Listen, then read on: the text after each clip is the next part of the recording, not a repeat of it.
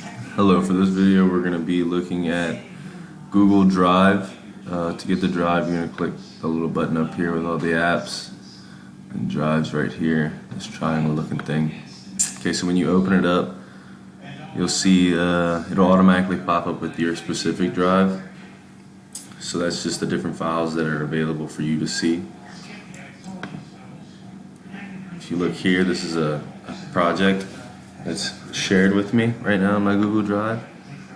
I did with my classmates. If I drag this to my drive, it'll be in my drive now to where I can see it, and it'll be specifically there just in case I have a lot of things are shared with me at the time. And then if you click this recent button right here, it'll give you all the different things that I've recently worked on. Made my spread today. The starred. If I right click on this file, this will pop up here. And if I click add to starred, it'll pop up right here. And then now that this is starred, it'll pop up in the starred option.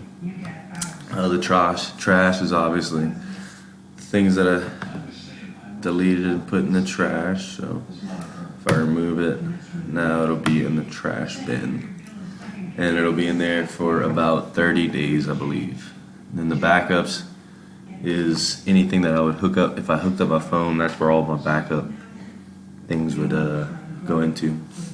There's a max 15 gig for free on the drive to use.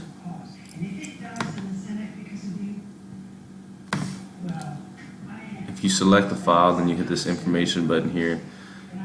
You can see exactly who edited this and when they edited it, so you can see that it was just me right here, and then it'll also give you the details,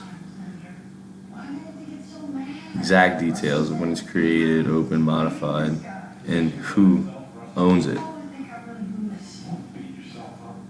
This will just give you a different view.